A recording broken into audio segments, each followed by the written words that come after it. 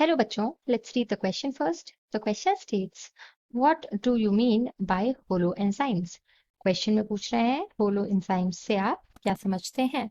इस क्वेश्चन को आंसर करने के लिए हम की कॉन्सेप्ट समझेंगे होलो एंजाइम का ही।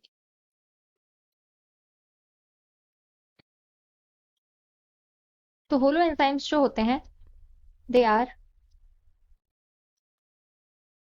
Functionally active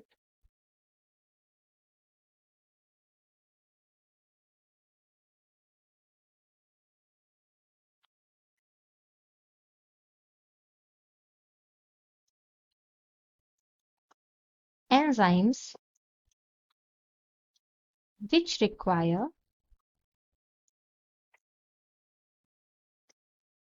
a non-protein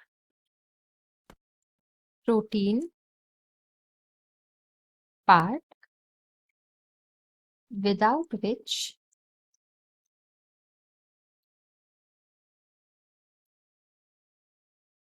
they are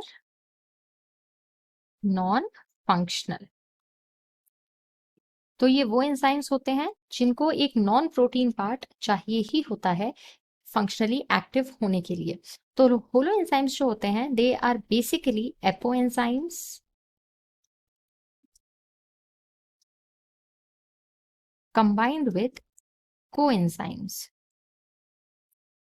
or they are apoenzymes combined with cofactors। तो एपोएंजाइम्स जो हैं ये प्रोटीनिशियस पार्ट है एंजाइम का, और जो कोएंजाइम्स हैं या कोफैक्टर्स हैं ये नॉन प्रोटीन पार्ट हैं। लेकिन नॉन प्रोटीन में भी कोएंजाइम्स जो होते हैं ये स्मॉल ऑर्गेनिक मॉलिक्यूल्स हैं। अगर एक ऐसा एंजाइम है जिसको स्मॉल ऑर्गेनिक मॉलिक्यूल्स की जरूरत पड़ रही है फंक्शनैलिटी के लिए कि वो उससे अटैच्ड हों तब वो फंक्शन करेंगे, तो उनको कोएंजाइम्स कहते हैं। और अगर उन होलो एंजाइम्स को इनऑर्गेनिक मॉलिक्यूल्स की नीड होती है तो इनको कोफैक्टर्स कहते हैं। We'll write it here for more clarity। अगर हम दोनों ही टाइप के नॉन प्रोटीन पार्ट के एग्जाम्पल्स देखना चाहें तो कोएंजाइम्स में हमारे पास एग्जाम्पल होता है कोएंजाइम ए का या फिर एटीपी का या NADH, NADP, ऑल दीज। और अगर हम कोफैक्टर्स की बात करें यानी कि इनऑर्गेनिक मॉलिक्यूल्स की, तो यहाँ पर हमारे पास Fe हो सकता है, जिंक हो सकता है, ऑल दीज। तो ये क्योंकि नॉन ऑर्गेनिक हैं, इनऑर्गेनिक हैं, इसीलिए ये कोफैक्टर्स कहलाते हैं। So we have discussed the concept of holo enzymes.